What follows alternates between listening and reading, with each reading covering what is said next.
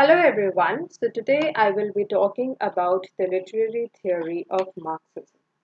The two important philosophers associated with this theory are Karl Marx and Friedrich Engels.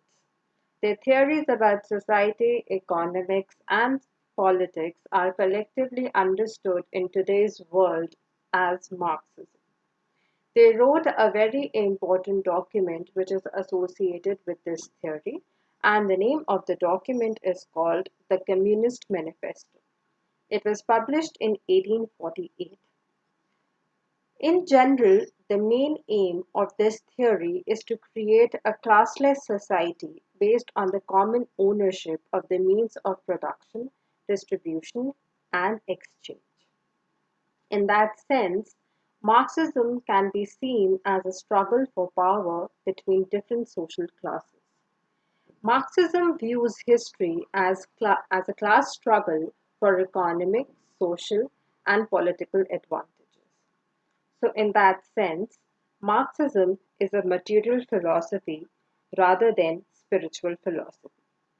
It, by that I mean that it does not deal with the concerns like finding the meaning of life or how to lead a good life or the issues about moral values and etc. Marxism deals with a concrete world and it specifically focuses on the social, political, cultural aspects of the human life. So, in that sense, it focuses on to change the world. Marxist model of society is a very important aspect of Marxism to understand how Marx understood society and how he divided the society into two parts.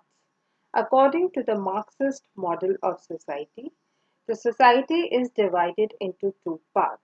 So the first part is the base, which can be seen as the material means of production, distribution, and exchange. And the second part is the superstructure, which deals with the cultural world of ideas, art, religion, law, and so on. In other words, base can be seen as something which determines the nature and the character of social and cultural forms. And it specifically do that with the relations or the relationship of production, industry, labor, market, commodities, etc. And when we talk about superstructure, the superstructure actually deals purely with the cultural aspect of the society that can be seen in terms of law, literature, the arts, the religion, the lifestyles, and etc. The one thing which we need to keep in mind with respect to the Marxist model of society is that base determines what kind of cultural forms will emerge through superstructure. This is a very important aspect of the Marxist model of society. In other terms, we can say that superstructure is determined or is shaped by the nature of the economic base. Another thing that we need to keep in our mind when we are specifically talking about Frederick Engels and Karl Marx is that they dealt with a 19th century English society, which was an industrialized society. So Marx and Engels studied the condition of culture, particularly dealing with political power and economic conditions. Through that, they understood and they located all forms of culture that can be seen as literature, music, paintings, etc., within a social context. Marxism, in that sense, specifically links the social with the political and the economical aspect of the society and binds all together with the theme of power. As we know, Marx and Engels specifically dealt with the industrialized society.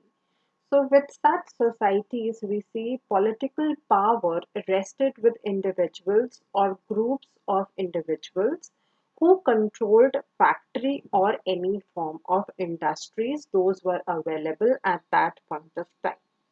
So, in all of this equation, class becomes a very key factor in such societies because in such societies, with the formation of class, we can see the battle of class, which shows that the upper class or the feudal landlords or the factory owners or the capitalists in today's world, we see that they keep the working classes or the serfs, the factory workers, or the proletariat under their own control. And this whole process of domination is seen as a very key factor in terms of Marxist thinking. With the help of looking at the society in terms of the division of society, we see that there is a formation of different economic groups, and these economic groups can be divided into two broad parts. So, the one part is a class of people that controls the factory or industry, or in other words, the means of production, and the other part consists of a class of people who works at this factory, and they are nothing but a laboring body for the people who are in power. So in that sense, the whole of the society is divided into bourgeoisie or the upper class, and the other part of the society is the working class. And we see that the whole divide in the society between the bourgeoisie and the proletariats, they form the social relationship of production in the society.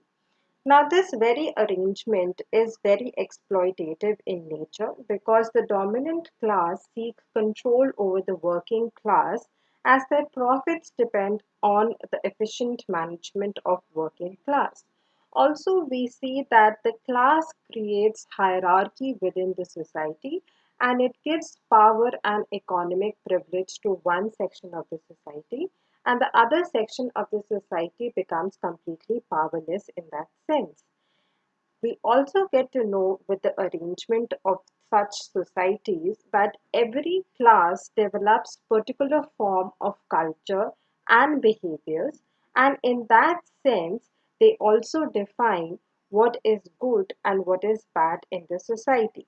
So in that sense the dominant class also controls the social and the cultural aspects of the society because both of these aspects are dependent upon the economic aspect of the society, which the dominant class already owns in the form of factory or industry. So, because of the class, this whole thing is rearranged and we can redefine class in a way as a social formation.